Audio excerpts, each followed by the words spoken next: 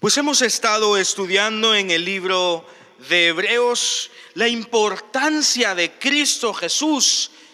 Y el mensaje del libro de Hebreos es que Cristo Jesús es superior en todo. De manera que Cristo Jesús es el sumo sacerdote que necesitábamos. Nos recuerda un poco lo que hemos tenido justamente ahora, la Santa Cena, la Cena del Señor, precisamente a ese sistema sacrificial antiguo en el cual un cordero derramaba su sangre en perdón de los pecadores. Pero en Cristo Jesús hay un nuevo pacto. Y él decía, esta es la señal de el nuevo pacto. De manera que muy ligado a lo que hemos estado celebrando, pues es lo que estamos estudiando. Cristo Jesús, el sumo sacerdote por excelencia, porque Él mismo se ofrece como sacrificio de los pecados que quita para siempre el pecado del mundo.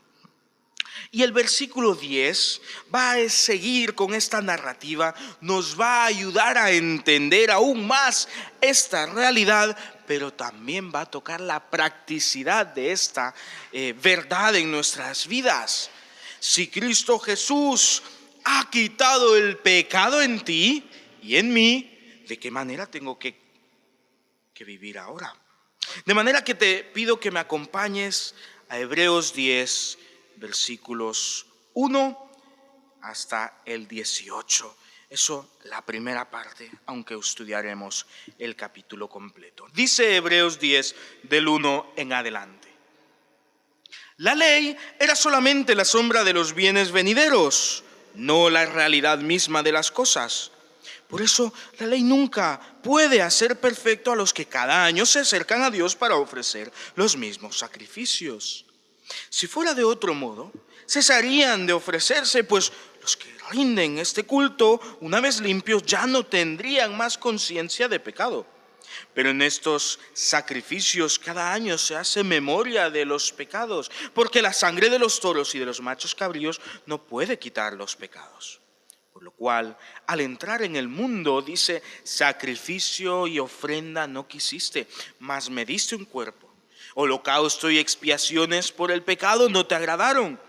Entonces dije, he aquí vengo, Dios, para hacer tu voluntad, como en el rollo del libro está escrito de mí. Al decir primero, sacrificio y ofrenda, holocaustos y expiaciones por el pecado, no quisiste ni te agradaron, cosas que se ofrecen según la ley, y luego añadir, he aquí vengo, Dios, para hacer tu voluntad, quítalo primero para establecer esto último. En virtud de esta voluntad somos santificados mediante la ofrenda del cuerpo de Jesucristo, hecho una vez para siempre. Todo sacerdote está día tras día ministrando y ofreciendo muchas veces los sacrificios mismos que nunca pueden quitar los pecados, pero Cristo, después de haber ofrecido de una vez y para siempre un solo sacrificio por los pecados, se ha sentado a la diestra de Dios. Ahí estará esperando hasta que sus enemigos sean puestos por estrado de sus pies. Y así, con una sola ofrenda hizo perfectos para siempre a los santificados. El Espíritu Santo nos atestigua lo mismo, porque después de haber dicho, este es el pacto que haré con ellos, después de aquellos días, dice el Señor, pondré mis leyes en sus corazones y en sus mentes las escribiré. Él añade, diciendo, y nunca más me acordaré de sus pecados y transgresiones. Ahora bien, si los pecados han sido perdonados, ya no hace falta ninguna ofrenda para el pecado. Hasta aquí de momento lo que hemos estado estudiando va muy de la mano con esta realidad. Este capítulo nos vuelve a recordar que el sacrificio y pacto de Cristo Jesús es superior en todos los sentidos a lo que había sido establecido con anterioridad. Recordando todo aquel sistema sacrificial en el cual el sumo sacerdote y todo el sacerdocio de la tribu de Leví ofrecía sacrificio por el pecado de los hombres. Pero incluso estos tenían que ofrecer sacrificios por sí mismos, pues estos mismos son pecadores. De manera que llegamos a una encrucijada, un punto en el cual debemos preguntarnos: ¿puede existir un sacrificio superior? ¿Puede existir un pacto mejor al establecido en el Antiguo Testamento por Dios? Porque si Él estableció líderes espirituales, sacerdotes que tuviesen este ministerio de sacrificar machos cabríos y toros en perdón, en rescate del pueblo de Israel, ¿por qué este no es suficiente?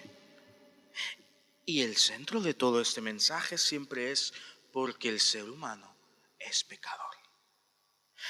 Él puso un pueblo para ser sacerdotes, sacerdotisas al mundo, y dentro de ese pueblo puso a una de sus tribus para ser sacerdotes, para liderar. Pero estos también eran pecadores. Hemos estudiado en otros tiempos, en otros momentos, por ejemplo, el libro de los Jueces, en los que se nos narra pues la decadencia espiritual del pueblo que se suponía sería luz para las naciones. Hemos estudiado cómo los mismos levitas han caído una y otra vez en rituales paganos, en cultos extraños, en la idolatría. De manera que es importante preguntarnos: ¿es necesario, o mejor dicho, era necesario que el Señor trajese un nuevo pacto? Y ante la evidencia, pues el autor de los Hebreos nos diría: sí, era absolutamente necesario, y solamente alguien justo podría ofrecer un sacrificio justo. Y es por eso, he aquí la razón de la encarnación de Cristo Jesús. Como ningún ser humano puede perdonar los pecados que hemos hecho ante Dios, como ningún ser humano ha vivido una vida libre de pecado, como ningún ser humano puede ser un sumo sacerdote eterno, Cristo Jesús ocupa este lugar, porque Cristo es superior en todo. El sistema ritual de sacrificios era insuficiente. Tenía que hacerse de manera constante por sacerdotes humanos que tampoco podían perdonar o quitar los pecados, porque ellos mismos eran pecadores. Cristo es entonces la solución a la rota humanidad que carece de un Salvador efectivo. Dice el versículo 10: somos santificados mediante la ofrenda del cuerpo de Jesucristo, hecho una vez y para siempre. Cristo, al entregarse en esa cruz, es el Cordero perfecto, el sacrificio perfecto, y trae santidad a la humanidad. Por eso hace unos minutos decíamos, esto es un memorial, esto nos recuerda lo que Cristo Jesús hizo. Él no vuelve a ser sacrificado, Él no vuelve a ser crucificado, Él lo hizo de manera efectiva una vez y para siempre. Ya somos salvos en Cristo Jesús. Versículo 14, de esa manera, con una sola ofrenda, hizo perfecto para siempre a los santificados.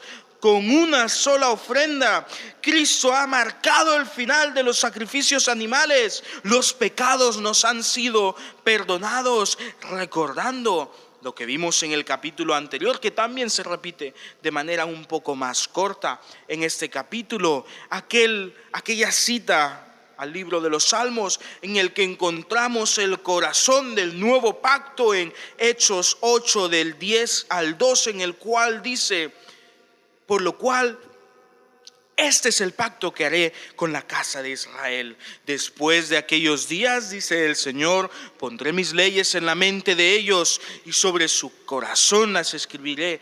Yo seré su Dios y ellos serán mi pueblo. Y ninguno enseñará a su prójimo, ni ningún hermano dirá: conoce al Señor, porque todos me conocerán, desde el menor hasta el mayor de ellos, porque yo les perdonaré sus injusticias y nunca más me acordaré de sus pecados ni de sus maldades. De manera que Cristo Jesús es superior en todos los aspectos y en todos los sentidos. Como sumo sacerdote es perfecto porque su sacrificio, su ofrenda para el perdón de los pecados es efectivo de manera inmediata y eterna para cada pecador que a Él pone su vida y su confianza. Él es superior. Nuestros pecados han sido perdonados. No volverán a memoria jamás. Dice el versículo 18. Ahora bien, si los pecados han sido perdonados, ya no hace falta ninguna ofrenda por el pecado. Ya ha sido completada, concluida.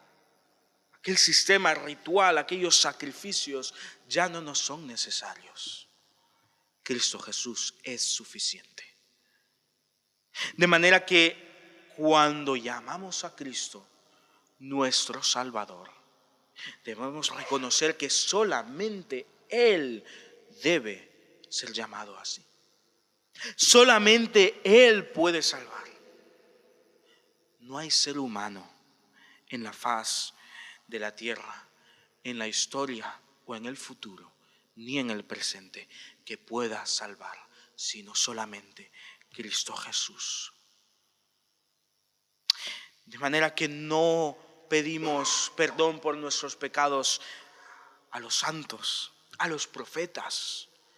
Lo pedimos directamente a Dios, porque Cristo Jesús es Dios, como lo vimos al principio del libro de los Hebreos, 100% Dios, 100% hombre. El milagro, como hemos llamado muchas veces, de la encarnación, que Dios vino para ser nuestro sumo sacerdote. Ahora, ¿qué ocurre ahora que nuestros pecados son perdonados? Ahora que el sacrificio perfecto de Cristo Jesús, el sumo sacerdote perfecto, es efectivo en nosotros y nuestra vida recibimos el perdón de Dios, ¿qué ocurre en nuestro día a día? Pues para esto tenemos que irnos a Hebreos, versículos 19 hasta el 25, capítulo 10. Hebreos 10, 19 al 25 dice así. Así que, hermanos, tenemos libertad para entrar en el lugar santísimo por la sangre de Jesucristo, por el camino nuevo y vivo que Él nos abrió a través del velo, esto es de su cuerpo. También tenemos un gran sumo sacerdote sobre la casa de Dios. Acerquémonos pues con corazón sincero, llenos de fe, purificados los corazones de mala conciencia y lavados los cuerpos con agua pura. Mantengámonos firmes sin fluctuar la esperanza que profesamos, porque fiel es el que ha hecho la promesa. Y tengámonos en cuenta unos a otros para estimularnos al amor y a las buenas obras. No dejemos de congregarnos como algunos tienen por costumbre. Al contrario, animémonos unos a otros, y tanto más que veis que aquel día se acerca. ¿Qué ocurre ahora que nuestros pecados son perdonados? Pues la palabra de Dios nos enseña que todo aquel que vive bajo el amparo del perdón de los pecados por parte de Cristo Jesús debe vivir para Él. Ya no vivimos más para el pecado, ni para nosotros mismos, sino que somos una nueva criatura. Él ha puesto su naturaleza en nosotros, su Santo Espíritu mora en nosotros, y por lo tanto es necesario que en el creyente haya cambios. Ya nos lo planteábamos hace un par de domingos. ¿Es posible que un creyente vuelva atrás? ¿Es posible que nos desanimemos y perdamos la salvación? Pues la respuesta es no. Si somos de Cristo hemos de dar fruto. Si somos de Cristo, Él no nos deja en un estancamiento, sino que debemos movernos a una madurez espiritual. De manera que el que vuelve para atrás no ha conocido a Dios. Pero yo que he conocido a Dios, tú que has conocido a Dios, pues se nos llama y se nos demanda una vida nueva. Una vida en la cual Él se evidencie. Y aquí tenemos varias verdades. Mira, como Cristo ha quitado el pecado en nuestras vidas, pues podemos entrar libremente al lugar santísimo. ¿Y qué quiere decir esto? Pues esto quiere decir que podemos tener una relación plena, genuina, personal, cercana con Dios. Si estudiamos la Biblia nos damos cuenta que el pecado nos aleja de Dios y todos hemos pecado. Por lo tanto, todos estamos separados de Dios. Hay una división, hay una barrera entre Dios y los hombres. No que Dios nos haya hecho a un lado, sino que nosotros nos rebelamos y ahora Él nos invita a entrar a su presencia, a vislumbrar su gloria, a tener una relación genuina con Él. Podemos entrar libremente al lugar santísimo, porque el velo que dividía a Dios y a los hombres ha sido quitado. Cristo Jesús lo ha quitado. Este es el ministerio de Cristo Jesús como nuestro gran sumo sacerdote, el cual podemos llamarle mi gran sumo sacerdote. Él nos ha acercado al Padre. Él nos ha acercado a Dios. Él ha perdonado nuestros pecados. Donde el pecado abundó, sobreabundó la gracia, de manera que hay perdón para los pecados. Por esta razón hay 5, en los versículos 22 al 25 hay 5 diferentes actividades en las cuales debemos ocuparnos.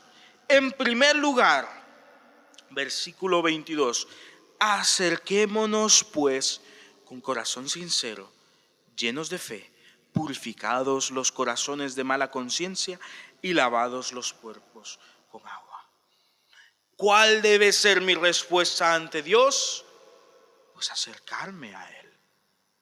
Tengo que acercarme a Él. En segundo lugar, versículo 23, mantengamos firmes sin fluctuar la esperanza que profesamos, porque fiel es el que ha hecho la promesa. De manera que, en segundo lugar, tenemos que mantener firme nuestra esperanza en Él. Y a lo largo de nuestra vida, nuestra fe va a ser puesta a prueba. A lo largo de nuestra vida, parecerá muchas veces que la esperanza disminuye y mengua, pero debemos ocuparnos en mantener firme nuestra esperanza en Él. Si hay alguno falto de fe, que se la pida a Dios. Él la da. Que diga como aquel sincero ante el Señor: Señor, creo, ayuda a mi incredulidad. En tercer lugar, versículo 24, tengámonos en cuenta unos a otros para estimularnos al amor y a las buenas obras. Y aquí hay un punto importante, hermanos, que debemos comprender respecto a nuestra fe, y es que no vivimos la fe de manera personal solamente. Hay un aspecto personal.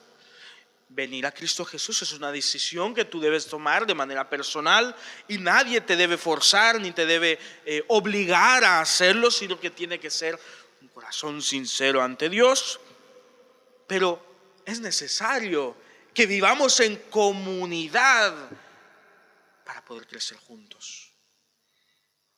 Acerquémonos a Dios en santidad. Y lo hacemos de manera comunitaria también. Hemos cantado al Señor, estamos estudiando la palabra del Señor de manera comunitaria y juntos nos fortalecemos los unos a los otros. Debemos mantener firme nuestra esperanza en Él. Pero cuando yo estoy cojeando, cuando yo estoy fluctuando, mis hermanos en la fe son los encargados de ayudarme, de volver a darle vigor a mi fuerza, de fortalecer mi fe en Él, aunque sea mi responsabilidad en primer lugar. De manera que esta tercera actividad según los textos que estamos estudiando, en la cual debemos ocuparnos es tenernos en cuenta para el crecimiento mutuo. Te necesito. Para crecer yo te necesito. Y soy necesario. De manera que es importante sabernos necesarios, pero saber que necesitamos de otro. Por eso es tan importante, ¿no? Nuestro culto de oración. Cuando de verdad que nuestra fortaleza flaquea. Porque hay situaciones, hermanos, en las que nuestra fortaleza flaquea. Hay situaciones que nos sobrepasan. Y hay veces que la esperanza parece lejana. Y ahí es cuando juntos, encarnando la verdad de Cristo Jesús, pues entonces nos fortalecemos. Lloramos con el que llora. Nos alegramos con el que se alegra. Y esto es ser iglesia. No podemos vivir una fe genuina sin contar con nuestros hermanos. De manera que la cuarta actividad en la cual debemos ocuparnos va muy de la mano con esta. Versículo 25. No dejemos de congregarnos como algunos tienen por costumbre. Si la fe vivida de manera común es importante, pues no debo dejar de verte, no debo dejar de congregarme, tengo que ser constante. Los martes, estudio bíblico. Qué importante, hermanos, abrir nuestra Biblia de manera comunitaria. Qué importante es cuando traemos nuestras dudas, nuestras preguntas. Qué importante es volver a las bases, las cuales estamos estudiando ahora mismo en el estudio bíblico, bases doctrinales importantes, que aún así son cuestionadas y que aún así muchas de las grandes iglesias heréticas que no deberían llevar el nombre de iglesias, las defienden a capa y espada. Y nosotros debemos fortalecernos en la palabra de Dios. No debemos dejar de congregarnos en el culto de oración, en el cual venimos ante el Señor con sinceridad, poniendo nuestras cargas, pero trayendo también las respuestas para alegría los unos de los otros. No debemos dejar de congregarnos los jóvenes los sábados, porque es importante que nos gocemos en el Señor con nuestros iguales. Las mujeres muchas veces se reúnen también los sábados. Y yo sé que también Álvaro está trabajando con el grupo de los hombres. Qué importante es participar en estas diferentes actividades. Tenemos además el privilegio que muchas de estas actividades son dirigidas a un grupo específico. De manera que crecemos también bajo nuestras necesidades específicas. No dejemos, hermanos, de congregarnos. Un cristiano solo de domingo no es cristiano. Eso no existe. No lo ha inventado el Señor. Y hasta que Él no lo invente, entonces no podemos vivir de domingo en domingo. Versículo 25, segunda parte. No dejando de congregarnos como algunos tienen por costumbre, al contrario, animémonos unos a otros y tanto más cuando veis que aquel día se acerca. Debemos animarnos hasta el día en el que el Señor vuelva por su iglesia. Hasta entonces no debemos de dejar de acercarnos a Dios en santidad, no debemos dejar de mantener firme nuestra esperanza en Él, no podemos dejar de tenernos en cuenta para el mutuo crecimiento, no podemos dejar de congregarnos, no podemos dejar de animarnos. Esta es la labor que el Señor ha establecido para su iglesia, de manera que volvemos a preguntar, ¿qué ocurre ahora que nuestros pecados son perdonados? Pues tengo mucho que hacer. Pues tengo que trabajar contigo y en mí. Tengo que continuar renovándome en el Señor, porque, hermanos, muchos han creído que porque la gracia abunda, podemos pecar libremente. Que porque como el Señor es bueno y me perdona todo lo que haga, pues da igual lo que hago. La persona que cree esto no ha conocido el Evangelio y abraza mentiras. Versículo 26 en adelante. Porque si pecamos voluntariamente después de haber recibido el conocimiento de la verdad, ya no queda más sacrificio por los pecados, sino una terrible expectativa de juicio y de fuego ardiente que ha de devorar a los adversarios. El que viola la ley de Moisés por el testimonio de 2 o 3 testigos muere irremisiblemente. Pues ¿cuánto más castigo pensáis que merecerá el que pisotea al Hijo de Dios? El que tenga por inmunda la sangre del pacto en la cual fue sacrificado y ofrenda al Espíritu de la gracia. Pues conocemos al que dijo: mía es la venganza, yo daré el pago, dice el Señor. Y otra vez el Señor juzgará a su pueblo. Terrible cosa es caer en manos del Dios vivo. Pero recordad aquel día pasado, aquellos días pasados cuando después de haber sido iluminados sostuvisteis una lucha dura y soportasteis mucho sufrimiento. Algunas veces fuisteis expuestos públicamente a insultos y atropellos, y otras veces llegasteis a ser compañeros de los que estaban en una situación semejante, porque de los presos también os compadecisteis y el despojo de vuestros bienes sufristeis con gozo, pues sabíais que tenéis vosotros una mejor y perdurable herencia en los cielos. No perdáis pues vuestra confianza, que tiene una gran recompensa, pues os es necesaria la paciencia para que por haber hecho la voluntad de Dios obtengáis la promesa. Porque aún un poco, y al que ha de venir vendrá, y no tardará, mas el justo vivirá por fe, pero si retrocede, no agradará a mi alma. Pero nosotros no somos de los que retroceden para perdición, sino de los que por fe alcanzan la salvación. Hermanos, no vamos a volver atrás. No somos de esos, nos recuerda el autor del libro de los Hebreos. No podemos vivir una vida de pecado si hemos conocido al Santo. Y todo aquel que peca de manera voluntaria, de manera deliberada, pues está tomando en poco lo que Cristo Jesús hizo. Y nos recuerda lo que ocurre cuando alguien incumple la ley del Antiguo Testamento, la llamada ley de Moisés. Cuando alguien incumplía esto y había testigos que testificaban esta verdad, este era puesto a muerte.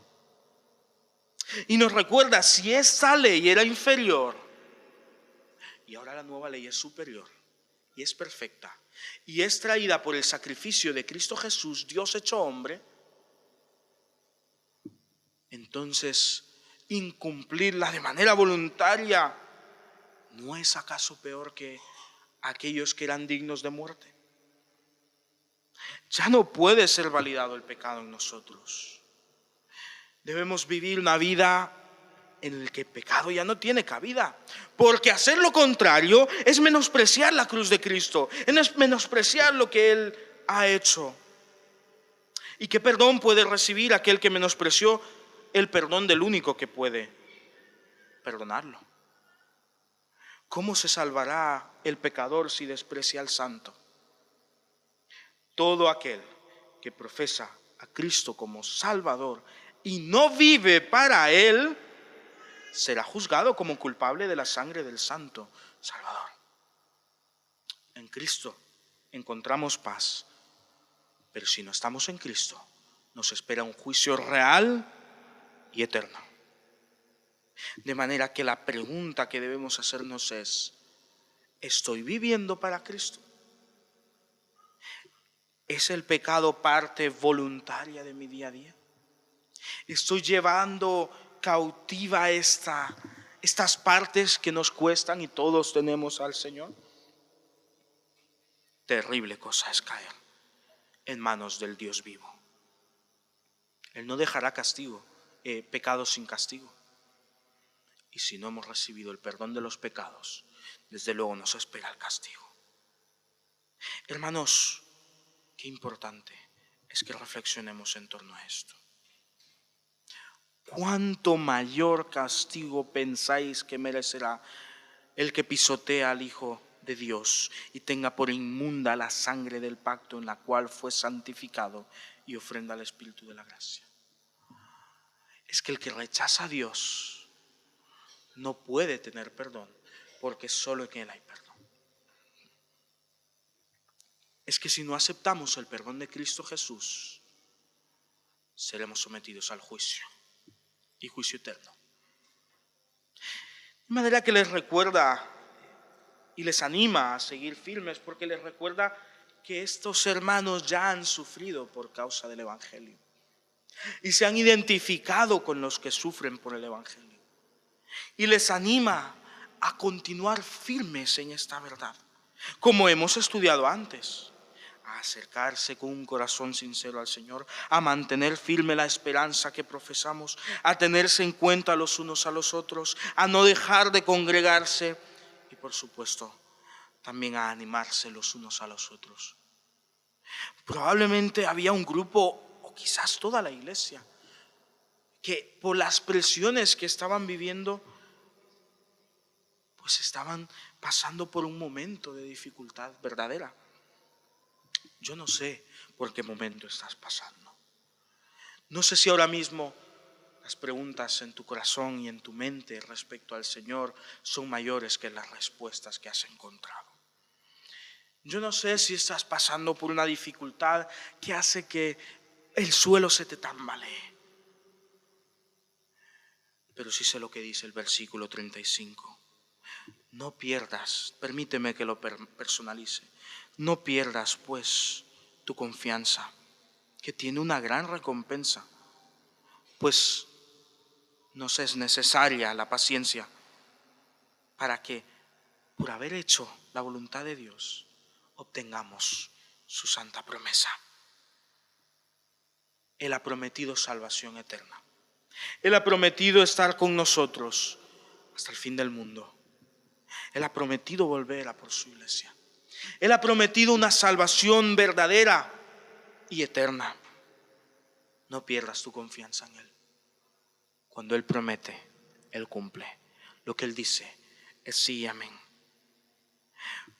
Nosotros, hermanos, no somos de los que retroceden para perdición, sino de los que por fe alcanzan la salvación. ¿Dónde está tu fe? ¿Dónde está tu confianza? Porque sumo sacerdote tenemos, porque entrada al Padre tenemos, porque perdón de los pecados tenemos. ¿Qué harás? ¿Retrocederás para perdición? ¿O vivirás una vida que glorifica a Dios hasta el final de tus días? ¿Qué harás? Duras decisiones, necesarias reflexiones. Si te has dado cuenta que en tu día a día has estado viviendo una vida que pues seguramente al Señor no le agrada, que como dice el versículo 26, estás viviendo una vida de pecado voluntario, continuo, si esta es tu realidad, pues es tiempo que vuelvas al Padre. Es tiempo de que vuelvas a experimentar el perdón verdadero que solo puede venir de Él. Dice Primera de Juan 2, del 1 al 2. Hijitos, estas cosas os escribo para que no pequéis. Pero si alguno ha pecado, tenemos un abogado ante el Padre, a Jesucristo el justo. Y Él es la propiciación por nuestros pecados, y no solamente por los nuestros, sino por los de todo el mundo. De manera que Él te quiere perdonar. Él quiere que vuelvas al hogar. Él es el Padre que espera al Hijo. Él no quiere que retrocedas para perdición. No rechaces el perdón de Dios. ¿Le conoces? Vive una vida aferrado a Él. ¿Le conoces? ¿Le conoces de verdad? Si tu respuesta es no, pues ¿a qué esperas? Si tu respuesta es sí le conozco, pero últimamente no hemos hablado, no le he escuchado, no le he obedecido, ¿a qué esperas? Si tu respuesta es sí le conozco, sí estoy creciendo, sí estoy viviendo para Él, no caigas, no caigas. Porque hermanos, muchas veces creemos estar firmes hasta que viene la caída y ponemos nuestra fe en nuestra propia soberbia. Duras decisiones, profundas reflexiones. Vamos a orar, vamos a pedirle al Señor que nos guíe a cada uno de manera personal, pero también que como iglesia podamos encarnar las palabras que en su palabra hoy hemos encontrado. Padre Santo, gracias, oh Señor, por tu perdón genuino y verdadero, Señor, por este perdón de los pecados que trae, Señor, vida eterna, una salvación real, duradera. Pero Padre, muchas veces es verdad que somos tentados a volver atrás. Muchas veces, Señor, nuestra cabeza o nuestro corazón no está puesto donde tiene que estar. Así que te pedimos, Señor, que nos ayudes a volver a ti. Padre, que el pecado no forme parte de nuestro día a día. Padre, que seamos fortalecidos en ti.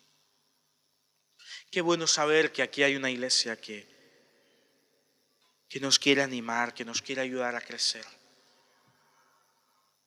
Cuida de esta iglesia, Señor. Que nunca nos desviemos de tu verdad. Que nunca nos apartemos de tu camino. Que escudriñemos y vivamos tu palabra, Señor, de manera personal, de manera colectiva. Padre, que entendamos que nos necesitamos el uno al otro. Ayúdanos a expresar este amor. Perdónanos, Señor, si en algo hemos estado fallando. Hazlo evidente para que podamos, Señor, con tu ayuda y dirección, cambiar todo aquello que no te agrada. Y gracias, Señor, por la vida de cada uno de los que hoy están aquí o los que escuchan este mensaje por las redes sociales. Tú conoces su situación. Ayúdales, Señor, fortaléceles en tu esperanza, en tu verdad, en tu perdón. Si hoy has entendido que es necesario que vuelvas a reconciliarte con Dios, quizás por primera vez pedirle perdón por tus pecados y vivir una vida apegado a Él, o quizás ya esta decisión forma parte de tu historia personal, pero te has dado cuenta que has descuidado tu relación con Dios. Recuerda que Él te está esperando, que Él te espera con los brazos abiertos. Y dile que necesitas su perdón, que necesitas ser restaurado por Él, que el pecado ha ocupado un lugar en tu vida que ya no puede seguir siendo ocupado por nadie sino por el Señor. Si has comprendido que la obra de Cristo Jesús es suficiente para tu salvación, díselo. Dile que aceptas su perdón, que has entendido que no necesitas de más intermediarios, no necesitas de ninguna otra persona que pueda ofrecer perdón de los pecados, porque solo Él puede perdonar. Y que aceptas ese perdón. Aceptas que efectivamente, como la palabra de Dios nos enseña, eres pecador, pero en Cristo Jesús puedes ser llamado santo. Que su perdón es para siempre. Díselo. y gózate, porque si lo haces, Él te regala su perdón, su vida eterna. Señor, ayúdanos, Padre, a seguir creciendo, a seguir encarnando las palabras de vida que en tu palabra encontramos. Habla, Señor, a cada uno de nosotros. Y gracias, Padre, por tus palabras. En el santo nombre de Cristo Jesús. Amén y amén. Si necesitas hablar sobre el tema que hoy hemos estado estudiando, si hay dudas en tu corazón o si hay algo que necesitas que se ponga en oración, por supuesto me tienes a disposición. Estaré después dispuesto a escuchar, a hablar y a compartir un momento.